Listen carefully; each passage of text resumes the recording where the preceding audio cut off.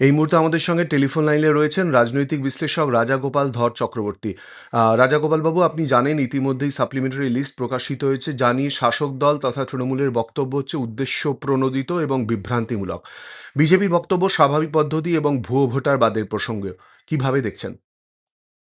হ্যাঁ, দেখুন যে সাপ্লিমেন্টারি লিস্টটা বেরোবার কথা ছিল 6টার সময়। এটা 9টা 10টা ওয়েট করেছি, বা একে তো বেরোয়নি, মধ্যরাত্রে বোধহয় বেরিয়েছে। এটা হচ্ছে একটা দিক।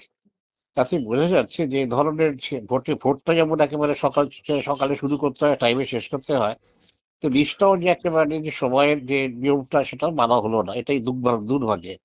এখন তার চেয়ে বড় প্রশ্ন হচ্ছে যাদের নাম বাদ চলে গেল। এখন কতদিনও বাদ গেছে স্যার, কি রিপোর্ট বেরিয়েছে কিনা আমি জানি না। কেউ বলছে 40%। তো যাই হোক না কেন, যারা বাদ চলে গেল তাদের তো একটা সাংবিধানিক অধিকার আছে যে অ্যাপিল করার।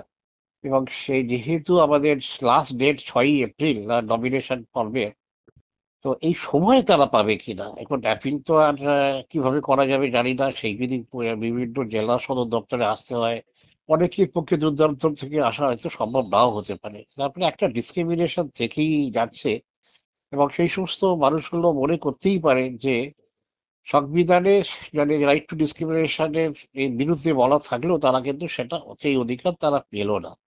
এই মানুষ জানি না এদের সঙ্গে কোনো সংগঠন কাজ করবে কিনা। নিঃসন্দেহে আমার ধারণা রাজনৈতিক দলগুলো এটা দেখবে, এবং এই প্রক্রিয়া যদি তারা যেতে চায় তাহলে কিন্তু যে নির্ঘণ্ট প্রকাশিত হয়েছে সেই অনুযায়ী কিন্তু নির্বাচন করা হয়তো ডিফিকাল্ট হতে পারে।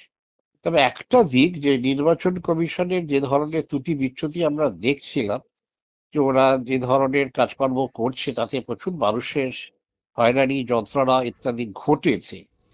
কিন্তু সুপ্রিম কোর্ট এটাকে নিজেদের হাতে নিয়ে নেওয়ায় তারা হয়তো মনে করেছে যে যদি সরকারি কর্মচারীদের দিয়ে করানো হয় তাহলে হয়তো পক্ষপাতের দায়ে থাকবে। কিন্তু যে রেটে প্রগতি ঘটেছে, তাতে দেখা যাচ্ছে 20-22 দিনে মাত্র যদি 28 লাখ হয়ে থাকে, তাহলে আরো 32-33 লাখের মতন, সেটা তো সম্ভব হবে না যে সময় বাকি আছে।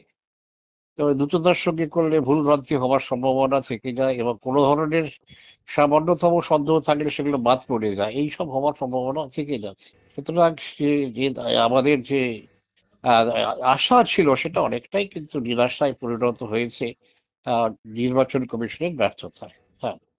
ধন্যবাদ।